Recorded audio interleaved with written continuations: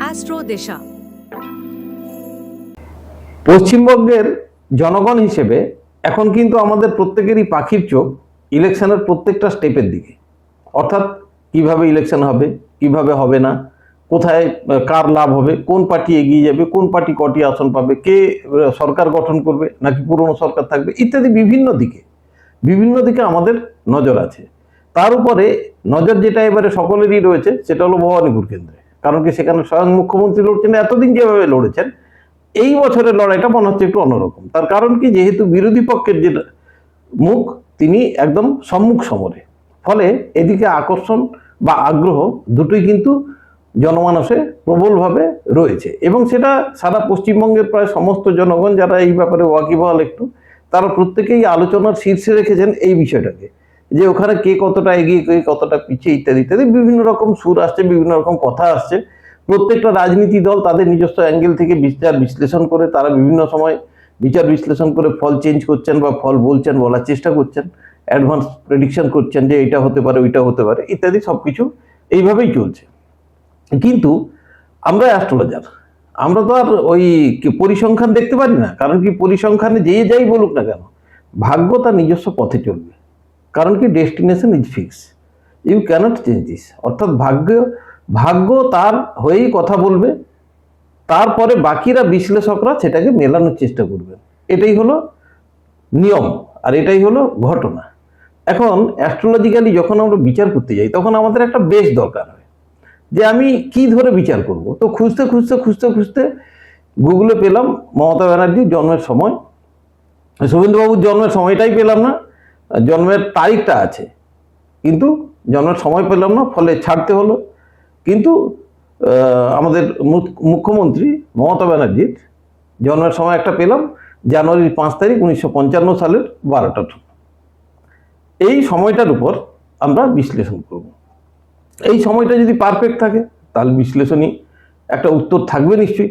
আবার এটা যদি পারফেক্ট না হয় তাহলে কিছু করার নেই। কিন্তু আমাদেরকে তো একটা সূত্র ধরেই এগোতে হবে। তো সেই সূত্র ধরে আমি ধরলাম যে এই সময় সঠিক, এবং এই সঠিক সময়টা ধরেই আমাদের প্রেডিকশন করতে হবে। প্রেডিকশন করে জানতে হবে যে আলটিমেটলি ওনার ভাগ্য কোন দিকে ওনাকে নিয়ে যাচ্ছে। বেশ ইন্টারেস্টিং, সঙ্গে থাকুন, পুরো প্রোগ্রামটা আমি আলোচনায় আসছি।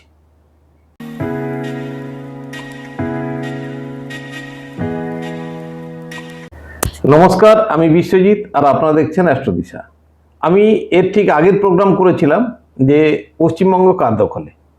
সেখানে অনেকেই যথেষ্ট ভালো সাড়া পেয়েছি, কিন্তু মুশকিল হয় কি জানেন, আপনারা যারা প্রোগ্রাম দেখছেন তাদের এই সাবস্ক্রাইব না করা বা লাইক না করা বা কমেন্টস করতে গিয়ে কুণ্ঠাবোধ করা ইত্যাদি কারণে আমাদের চ্যানেলটা সেইভাবে কিন্তু গ্রোথ পায় না। ফলে আমরা অনেক সময় ডিমোরালাইজ হয়ে পড়ি। অর্থাৎ দেখুন, রিসার্চের ওয়ার্ক যেটা বা মানুষের কাজের উৎসাহ যদি সবসময় সঠিকভাবে না পাওয়া যায়, একটা পরিশ্রম করে সমস্ত কিছু করে একটা নামিয়ে জানানো হলো বা জানালাম, আর সেখানে ফল সেভাবে পাওয়া গেল না, সেক্ষেত্রে কি হয়, ডিমোরালাইজ হয়ে যায় মানুষ। তো আশা করি আপনারা যারা নতুন এই চ্যানেল দেখছেন তারা সাবস্ক্রাইব করবেন এবং লাইক করবেন। আসি আলোচনায়। মমতা ব্যানার্জি যে ঠিকুজি পাওয়া গেছে সেটা হলো 5/1/1955। তার এখন যে দশা চলছে, কারণ কি আমরা বলে থাকি কি, দশাপতি is the prime minister in our life. তো দশা যেটা, সেই দশার শনির দশা, এই শনির দশা দীর্ঘ 19 বছর ধরে চলছে, প্রায় শেষের দিকে আছে। অর্থাৎ শেষ কবে হবে? 31/7/2026, অর্থাৎ এই বছরের জুলাই মাসের 31 তারিখ। এরপরে আসবে কি, মার্কারির দশা, অর্থাৎ বুধের দশা। আমরা এই যে জায়গাটা বললাম এই কারণ কি, যেহেতু দশাপতি ইজ দ্য প্রাইম মিনিস্টার, আপনারা আপনাদের চার্টেও দেখবেন যার যে দশা চলছে সেই দশা অনুসারেই আপনারা ফল পান। যে ঘরগুলো দশাপতি কানেকশন দিয়ে বসে থাকে সেই অনুসারেই ফল পান। কোনো একটা বড় ঘটনা যখন জীবনে ঘটে, সে বিয়ে হোক, চাকরি হোক, স্থায়িত্ব হোক বা প্রপার্টি হোক বা অসুখ বিসুখ হোক বা ফরেন ট্যুর হোক, যে কোনো সমস্যা বা যে কোনো ঘটনা দশাপতি যদি পারমিশন করেন এবং অন্তর্দশাপতি যদি সহযোগিতা করেন তাহলে সেই ঘটনাটা ঘটে। কখন ঘটবে সেগুলো প্রত্যন্ত বা সুষমান্তর দশা ঠিক করে। এখন এই কারণে বলছি যে এমন একটা সন্ধিক্ষণ যখন কিন্তু মহাদশাপতি চেঞ্জ হতে বসেছে, অর্থাৎ এতদিন ধরে যেভাবে চলছিল, যে দশাপতি আছে সে তো তার কাজ করছিল, এবারে সেই দশাপতি সে তার দায়িত্বভার থেকে অব্যাহতি পাওয়ার জন্য রেডি হয়ে গেছেন। এবারে নতুন যে আসবে সে ভালো হতে পারে, মন্দও হতে পারে, অতি ভালো হতে পারে, অতি মন্দ হতে পারে, যাই কিছু হতে পারে। সেই জিনিসটা আগে আমাদের দেখে নেওয়া দরকার। সেই জন্য আমি বললাম যে দশাপতি ইজ দ্য প্রাইম মিনিস্টার। তো দশাপতি হিসেবে শনির দশা চলছে। শনি এই ঠিকুজি অনুসারে যে যে ঘরগুলোর ফল দেবে ঠিক ছিল বা দিয়ে এসেছেন, সেটা হলো দশমের ফল দিয়েছেন, চতুর্থের ফল দিয়েছেন, সপ্তমের ফল দিয়েছেন এবং একাদশ, নবম, দ্বাদশ এই সমস্ত ফলগুলো দিয়েছেন। যখনই 9, 10, 11 এগুলো যুক্ত হয় তখনই রাজনীতিবিদ বা রাজনীতির সাফল্য থাকবে, এটুকু বোঝাই যায়। এবং সপ্তম ভাব যুক্ত থাকার জন্য অনেককে নিয়ে বা সরকার গঠন দশম ভাব থাকার জন্য রেপুটেশন বৃদ্ধি পেয়েছে ইত্যাদি। এই জিনিসগুলো কিন্তু যে যে দশাপতির যে ভাইব্রেশন এখানে আছে তার সাথে কিন্তু মিলে যাচ্ছে। যেহেতু একাদশ ছিল এতদিন পর্যন্ত, ডিজায়ার কিন্তু ফুলফিল হয়েছে। ডিজায়ার ফুলফিল হয়েছে, উনি যা চেয়েছেন সেটাই হয়েছে এবং এখনো হচ্ছে। হয়তো সেটা কখনো কখনো বাধাপ্রাপ্ত হয়েছে, যেহেতু দ্বাদশ আছে বাধাপ্রাপ্ত হয়েছে, সমস্যা তৈরি হয়েছে সপ্তম ভাব থাকার জন্য, অপোনেন্ট থেকে বিরোধ এসছে বিভিন্ন কারণে, বিভিন্ন সমস্যা থাকা সত্ত্বেও ডিজায়ার কিন্তু ফুলফিল হচ্ছে। ফলে কি হচ্ছে, ওনার জায়গা কিন্তু স্থায়িত্ব অর্থাৎ স্থায়ী হিসেবে রয়েছে। এইবারে দশা চেঞ্জ হবে। কবে চেঞ্জ হবে?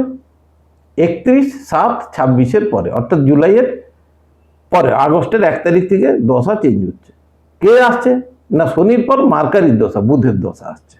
এই বুধের দশা যখন আসবে তখন দশম থাকছেন, ফোর্থ থাকছেন, ষষ্ঠ নবমও থাকছেন, কিন্তু থাকছে না একাদশ। অর্থাৎ ডিজায়ার ফুলফিল কিন্তু হচ্ছে না। এই ডিজায়ার ফুলফিল না হওয়াটাই একটা অশনি সংকেত। অর্থাৎ যখনই মহাদশাপতি চেঞ্জ হয় তখনই এই জিনিসগুলো কিন্তু একটা বোঝার ব্যাপার। যদি একাদশের সাথে যুক্ত থাকতেন তাহলে আনচেঞ্জড, কারণ কি একই জিনিস প্রায় ছিল, কোনো অসুবিধে নেই, ভালো হতো, বরং ষষ্ঠ ভাব যুক্ত ছিল, ফলে লস অফ অপোনেন্ট, কোনো চিন্তা নেই, ভালোভাবে চলত। কিন্তু যেহেতু একাদশ থাকছে না, সেই হেতু এখানে একটা অশনি সংকেত কিন্তু দেখা দিয়েছে এই চার্টে। আগে চার্টটা দেখে নিন। এটি হলো টাইম, জানুয়ারির 5 তারিখ 1955। গুগলের যে টাইমটা দেখাচ্ছে সেটা হলো দুপুর 12টা। এই টাইমটা গুগল থেকে নেওয়া হয়েছে। এটা কতটা পারফেক্ট এই ব্যাপারে কিন্তু আমিও জানি না কতটা সত্যি মিথ্যে। আমরা যে ক্যালকুলেশন করছি সেই ক্যালকুলেশন, আমরা তো অ্যাস্ট্রোলজার, তাই জ্যোতিষের ভিত্তিতে একটা টাইম তো দরকার, না হলে কী করে ক্যালকুলেশন করব। তো সেই ভিত্তিতে এই সময়ের উপর এই ক্যালকুলেশন, এটা মাথায় রাখতে হবে। তো সেই হিসেবে তার অ্যাসেন্ডেন্ট বা লগ্ন হলো মেষ লগ্ন, 2°56'। এর সাপেক্ষে ওনার যে এখন দশা চলছে সেটা হলো শনির দশা। শনির দশা চলবে কতদিন পর্যন্ত? 31/7/2026, অর্থাৎ প্রায় শেষ হয়ে এসছে। এই সময় পর্যন্ত শনির পাটে 11, 12, 7, 4, 9, 10, অর্থাৎ 10 ছিল, কর্ম ছিল, স্থায়িত্ব ছিল, রেপুটেশন ছিল, থাকছে। সেই সঙ্গে ডিজায়ার ফুলফিলের সমস্ত ব্যাপারটা ছিল, কারণ একাদশ স্ট্রংলি সিগনিফাই করছিল। ঠিক এই তারিখের পর থেকে 31/7/2026 পর মার্কারির দশা ঢুকবে, মহাদশা। এই মার্কারির মহাদশা ঢুকলে 4, 10 থাকবে, কিন্তু একাদশের উপস্থিতি থাকছে না। এবং 3, 9 যুক্ত হওয়ার জন্য একটা অদল বদল বা পজিশনের অদল বদল হতে পারে, ঘরের অদল বদল হতে পারে, বিভিন্ন রকম অদল বদলকেই 3, 9 সিগনিফাই করে। যেহেতু 4th-কে নেগেট করছে 3 এবং 10th-কে নেগেট করছে 9, সুতরাং এটা হতে পারে। ষষ্ঠ ভাব, শারীরিক অসুস্থতা আসতে পারে এবং একাদশ না থাকার জন্য ডিজায়ার ফুলফিল হওয়া একটু মুশকিল আছে। এই সমস্ত কারণে কিন্তু আমার এই প্রেডিকশন। এটা হলো সেই চার্ট। এগুলো হলো কেপি অনুসারে স্টার লোড সাবলোড করা আছে এবং এটা কাসপাল সাবলোড করা আছে, সেই হিসেবে এই প্রেডিকশন। দেখলেন, চারটা দেখালাম। এইবারে এখানে দেখুন, যারা ওয়াকিবল তাদের বলি যে এখন শনির যে ট্রানজিট, ওনার লগ্ন কিন্তু এরিজ বা মেষ। রাশিতে যাব না, কারণ রাশি ধরে প্রেডিকশন হয় না, যদিও বৃষ ওনার রাশি, তবুও আমরা লগ্ন ধরেই করি। লগ্ন বা অ্যাসেন্ডেন্ট হলো মেষ। শনি দশাপতি, এবং শনি সুষমন্তর দশাপতিও থাকছে কবে? 23/4 থেকে 15/5 পর্যন্ত। তো এই শনি নিজে একাদশপতি, দ্বাদশপতি, এবং তিনি ট্রানজিটে এখন বিচরণ করছেন দ্বাদশে, অর্থাৎ 12th হাউসে, নিজের নক্ষত্রে। ফলে কি হচ্ছে? 12th হাউস কিন্তু অত্যধিকভাবে স্ট্রং হয়ে গেল, অত্যধিকভাবে স্ট্রং হয়ে গেল। এবং মঙ্গল এখন ট্রানজিটে ঠিক শনির সাথে রয়েছেন। ফলটা কি হচ্ছে? গন্ডগোল, অশান্তি এগুলো থাকছে, এবং টেম্পারমেন্ট কন্ট্রোল করা ওনার পক্ষে একটু চাপের হয়ে যাচ্ছে, যার জন্য প্রায়শই বিভিন্ন রকম শব্দ বেরিয়ে পড়ছে বা টেম্পারমেন্ট হারিয়ে যাচ্ছে, যেহেতু মঙ্গল থাকার জন্য অত্যধিক রক্তচাপ হাই হয়ে যাচ্ছে। তার কারণে বিভিন্ন জায়গায় বিপত্তিও তৈরি হচ্ছে। কিন্তু ইলেকশনের সময় ট্রানজিটও কিন্তু বিরোধিতা করছে, অর্থাৎ দ্বাদশে থাকছে, যদিও একাদশপতি দ্বাদশে থাকছে। সেই হেতু আমার যে প্রেডিকশন, আমি যেটা মনে করি সেটা হলো, একাদশ দশা তো চলছে, উনি জিতবেন, উনি জিতবেন। কিন্তু যখন মার্কারির দশা শুরু হবে, তখন সরকার থাকবে কি থাকবে না, এই ব্যাপারে কিন্তু সন্দেহ দেখা দেয়। কারণ কি? যেহেতু তখন ডিজায়ার ফুলফিলের মতো কোনো ঘর থাকছে না, অর্থাৎ আশা পূরণের কোনো গল্প থাকছে না।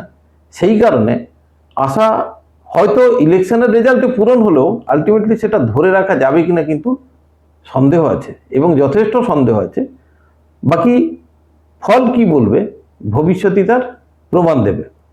আমরা যে চার্টটা পেয়েছি বা যে ঠিকুজিটা পেয়েছি, সেই হিসেবে একটা প্রেডিকশন নর্মালি যেটা হয়ে থাকে, যেটা আপনার ভাগ্যে আমার ভাগ্যে হয়ে থাকে, সেটাই হয়ে থাকে। অর্থাৎ যদি চার্ট পারফেক্ট থাকে তাহলে এই জিনিস কিন্তু ঘটতে চলেছে, আর যদি চার্ট ভুল থাকে তাহলে ক্ষমা করবেন, আমি চেষ্টা করেছিলাম। ভালো থাকবেন।